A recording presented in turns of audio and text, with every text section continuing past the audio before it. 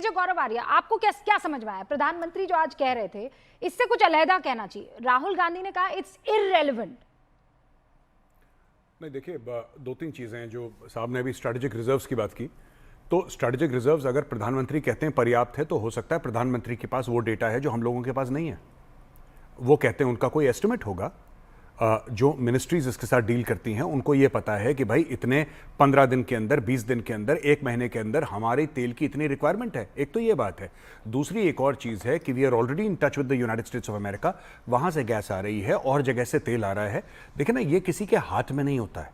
मैं आपको एक बात बता दूं कि मैं किसी को यहाँ पे, I am not from the BJP और द कांग्रेस, बात वो नहीं है। बात यह है कि ये सब चीज़ें रूबिका जी किसी के हाथ में नहीं होती कि आप अब वहाँ पे आपने इसको क्यों नहीं कंडेम करा, आपने उसको क्यों नहीं कंडेम करा। आई एब्सोल्युटली अंडरस्टैंड कि आप किसी की तरफ इंक्लाइन नहीं थी, ओनली इंक्लिनेशन इज भारत, है ना? बिल्कुल। आप देश के अभी जो देश की नीति है, मैं कह रही हूँ प्रधानमंत्री नरेंद्र मोदी अभी इसे लीड कर रहे हैं, लेकिन ठीक इसी तरीके का लीडर अगर राहुल गांधी होते और यही स्थिति होती तो ये विदेश नीति गलत थी कि सही थी? मैं ये नहीं कह रही हूं कौन लीडर है, मैं कह रही हूं देश की विदेश नीति सही है कि गलत है। अभी देखिए, आज की तारीख में मुझे लगता है we are on the right track. कुछ चैलेंजेस हैं, लेकिन उसके ऑल्टरनेटिव हमने ढूंढ लिए हैं। क्या 100% परफेक्ट है? बिल्कुल नहीं, लेकिन हां, largely we are on the right track और हमने ऑल्टरनेट ढूंढ लिए हैं। क्योंकि ये लड़ाई कब तक चलेगी किसी को नहीं पता, किसी को नहीं पता ये लड़ाई कब तक चलेगी। और आपस में देखिए, ईरान ने एक और गलत काम किया है। अगर इजराइल ने हमला किया, अमेरिका ने हमला किया, आप इजराइल और अमेरिका के ऊपर हमला कीजिए। आपने पूरे मिडिल ईस्ट में आग लगा दी। अब भारत में अगर तेल की या गैस की तंगी है, भारत का क्या लेने देना इस लड़ाई से? उसी तरीके से ऑस्ट्रेलिया का क्या लेने देना, उसी तरीके से जापान का क्या लेने देना, उसी तरीके से और देशों का क्या लेने देना इस लड़ाई से? हमने तो नहीं बोला कि तुम जाके बम मारो वहां पे। अब यहां पे रास लफान, यहां पे साउथ पार्स, ऐसी जगह पे बमबारी करी है, इजराइल ने भी करी है और ईरान ने भी करी है, दोनों के दोनों ने करी है। और वहां पे वर्ल्ड्स बिगेस्ट गैस फील्ड। अब हमें इससे प्रॉब्लम हो गई। अब हम क्या कर सकते हैं इसको? हम ये कर सकते हैं कि ऑल्टरनेट सोर्सेस से गैस लाएं, जो कि सरकार ने बयान दिया था, मैंने पढ़ा था 3-4 दिन पहले मीडिया में, कि सरकार ने बोला है कि we are making alternate arrangements, this is the best that can be done. अच्छा, तीसरी चीज है, मुझे चुनाव के बारे में इतनी नॉलेज नहीं है, कहां पे क्या चुनाव हो रहा है, लेकिन आप ऐसा नहीं कह सकते कि साहब बंगाल में चुनाव हो रहा है इसलिए हमने दाम नहीं बढ़ाए। अगर हम दाम बढ़ा दिए होते तो फिर फेल हो जाते, नहीं बढ़ाए तो वो लालच थी। भारत में तो चुनाव होते रहते हैं, हर 2.5-3 महीने में कहीं ना कहीं चुनाव होता रहता है।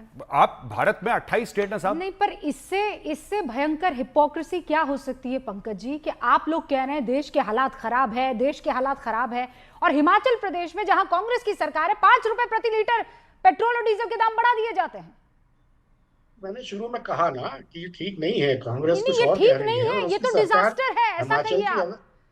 हिमाचल की उसकी सरकार अगर कुछ और कर रही है तो शीर्ष नेतृत्व को इस पर ध्यान देना चाहिए कि कैसे आपने बढ़ा दिए, पूछना चाहिए। लेकिन इसका मतलब ये तो नहीं है ना नहीं पंकज जी, आप नहीं, मुझे लगता है मुझे थोड़ा सा अपने क्वेश्चन को बदल देना चाहिए, आप बेहतर तरीके से इसका जवाब दे पाएंगे। फर्ज कीजिए मध्य प्रदेश में, राजस्थान में 5 रुपए प्रति लीटर का इजाफा हो गया है पेट्रोल में। सर, आपकी पहली प्रतिक्रिया? करेंगे उसकी निंदा करेंगे, कहेंगे कि ये अभी नहीं करना चाहिए। नहीं, पर ये ऐसे 250 ग्राम वाली निंदा तो आप नहीं करेंगे सर, ये 250 ग्राम वाली निंदा तो नहीं करेंगे आप।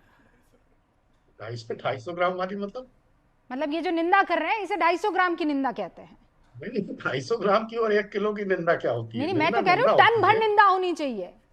हाँ, टन भर क्यों, टन भर करिए तो कीजिए ना, वही तो मैं चाह रही हूँ। हिमाचल प्रदेश में पेट्रोल डीजल के दाम बढ़ा दिए उस सरकार ने जो कांग्रेस की है, और वही कांग्रेस यहां दिल्ली में प्रेस कॉन्फ्रेंस करती है प्रभु, और यह कहती है कि इस देश को इस संकट की स्थिति में कोई और नहीं लेकर आया है, बीजेपी लेकर आई है। लड़ाई हो रही है वहां इजराइल, अमेरिका और ईरान के बीच में, और वहां मोदी जी जो है जिम्मेदार हो गए। मुझे नहीं लगता कि कांग्रेस ने यह कहा कि इस संकट में देश को भारतीय जनता पार्टी लेकर आई है। हाँ, कांग्रेस ने यह कहा है कि संकट के इस मौके पर भारत की सरकार को जिस तरह का स्टैंड लेना चाहिए था, जिस तरह का रुख रखना चाहिए था, जिस तरह का संतुलन रखना चाहिए था, वो उसने नहीं रखा, और वो ईरान के विरोध में और अमेरिका और इजराइल के पक्ष में नजर आ रही है, और ये सच्चाई है। मैं संतुलन ही समझ। अनंत विजय जी, भारत किस पक्ष में इस वक्त है, मुझे प्लीज क्लैरिटी के साथ बताइए। भारत के पक्ष में है रुबिका जी, भारत के पक्ष में, भारत के पक्ष में है। और हमारी जी को लग रहा है कि हम अमेरिका और इजराइल के पक्ष में हैं। नहीं, पंकज जी को लगने का मैं कैसे बता सकता हूं? पंकज जी को तो कुछ भी लग सकता है। पंकज जी जितनी फियर्सली और जितने ध्यान से प्रधानमंत्री के भाषण को सुना, अगर सुक्खू के सरकार के निर्णयों को उतनी ही बारीकी से विश्लेषण कर लिए होते तो पाव भर निंदा नहीं कर रहे होते, कम से कम 2.5 किलो निंदा कर रहे होते वो। मैं अभी आपके चैनल पर श्रीमान राहुल गांधी का वक्तव्य सुन रहा था, जो उन्होंने कहा, और उसको हिमाचल प्रदेश के आईने में देखना चाहता हूं।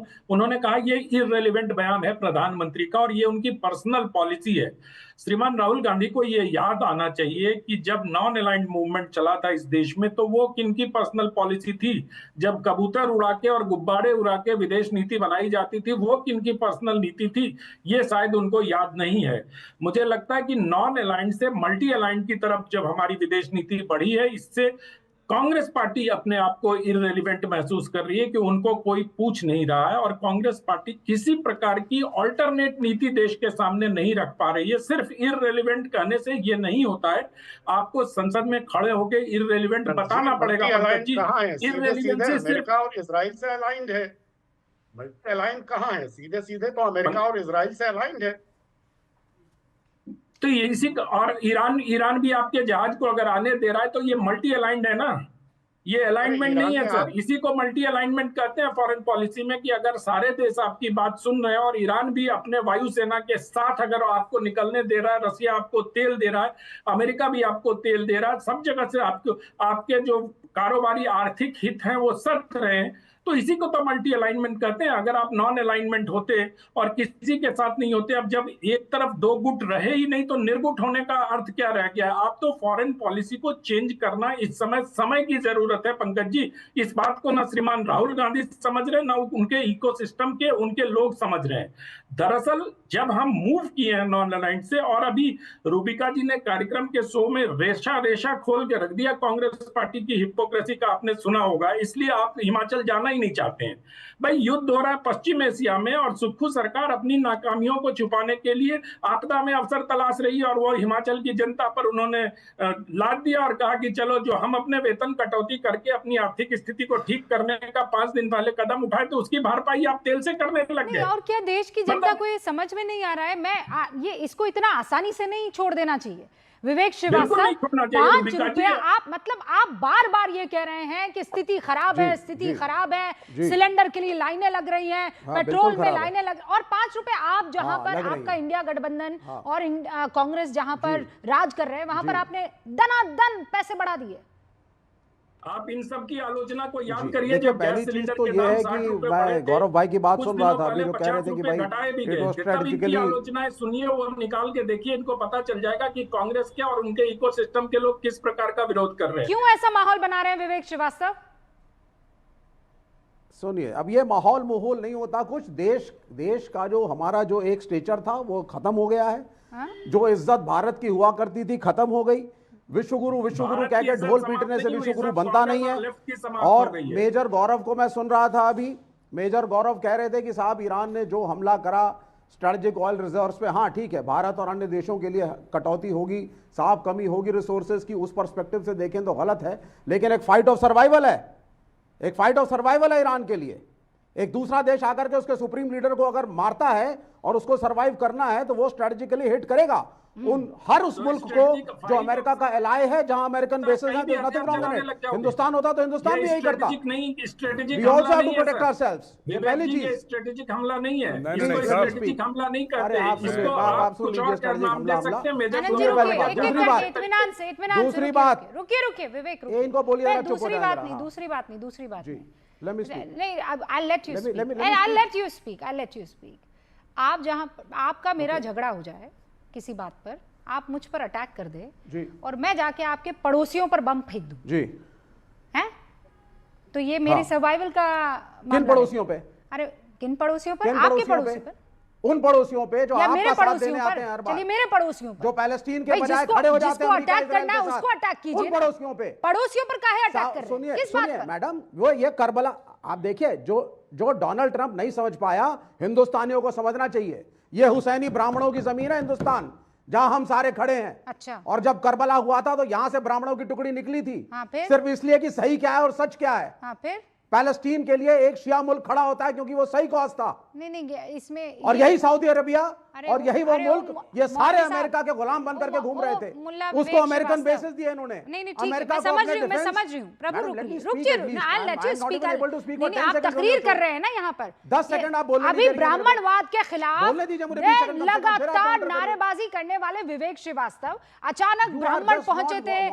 नहीं आप हुसैन की सरजमी पर मुझे मत बताइए, मुझे सब मालूम है, ज्ञान यहाँ पर मत दीजिए। आई एम टॉकिंग अबाउट, मालूम है ना, तो जरा जनता को पता करने दीजिए ना। जब इराक के साथ सद्दाम कौन थे हुसैनी ब्राह्मण, क्या था करबला, क्यों लड़े, उस वक्त एक शिया मुल्क क्यों लड़ा पैलेस्टीन के लिए?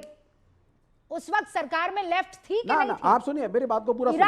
आप left right don't center be मत अ करिए। हिपोक्रेट। यहाँ प्रधानमंत्री ने देश को mister Srivastava don't be a hypocrite. मुझे बस एक सवाल का जवाब दीजिए, आज ईरान के प्रति आप जो आंसू बहा रहे हैं, सद्दाम हुसैन के साथ भी अमेरिका ने कुछ ऐसा ही किया था, तब काहे आंसू नहीं बहाए आपने? तब तो सरकार में हिस्सा थे आप। वर यू देयर इन सरकार और not? You tell me one thing, can I speak? तो चुप क्यों थे तब? Can I speak now? Let me speak please. तब क्यों चुप थे आप? Let me please speak. पहला सवाल, हाँ नहीं हम कभी नहीं चुप थे।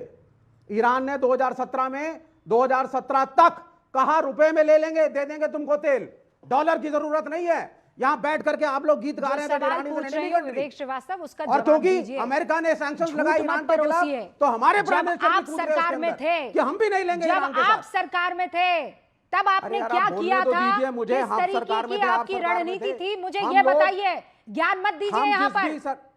Can I speak? Were you part of the government or not जब अमेरिका ने सद्दाम हुसैन को फांसी पर लटकाया था? थे कि नहीं थे आप? Yes, there is a क्या difference. किया था आपने? There is a difference. रीढ़ की हड्डी कौन सी दिखाई थी? What is the difference? आप सुन लीजिए मैडम, यहाँ मोदी को प्रोटेक्ट करने की कोशिश मत करिए। अरे मोदी को कहा, मैं तो आपको एक्सपोज कर रही हूँ। मैं आपको एक्सपोज करके सुनते हैं, किसी को प्रोटेक्ट नहीं कर रही हूँ। मैं आपकी विदेश नीति को देश के सामने रख रही हूँ। ऑनरेबल प्राइम मिनिस्टर, तब आप डरपोक थे, यू आर गिविंग, तब आप साहिब बीवी के गुलाम थे, एक प्राइम मिनिस्टर, तब आप कायर थे, कॉम्प्रोमाइज्ड हैं, तब आप सरेंडर थे। आपने तब क्या किया था? अमेरिका ने जब इराक पर अटैक किया, सद्दाम हुसैन को फांसी पर लटकाया, विवेक श्रीवास्तव आप और आपकी सरकार ने तब क्या किया था? कौन सी रीढ़ की हड्डी दिखाई थी? कौन सा आपने यहाँ पर सड़क पर निकलकर और सबको इकट्ठा करके कह दिया था अमेरिका औकात में रहना? मुझे बता दीजिए। हाँ बताइए। नहीं सुनिए, अब आप ना गलत दिशा में मत जाइए। क्यों गलत दिशा में? हुसैनी ब्राह्मणों की, अरे भाई जो आपने पहले किया वो आज की सरकार कर रही है तो कह रहे हैं कायर है। मेजर गौरव आर्या, बिल्कुल नहीं है, हम कायर नहीं थे। और आपके ओके, लेट अस सी। मैं हिस्ट्री के आईने में ही सब कुछ देखूंगी और खासकर विदेश नीति को तो, पीरियड।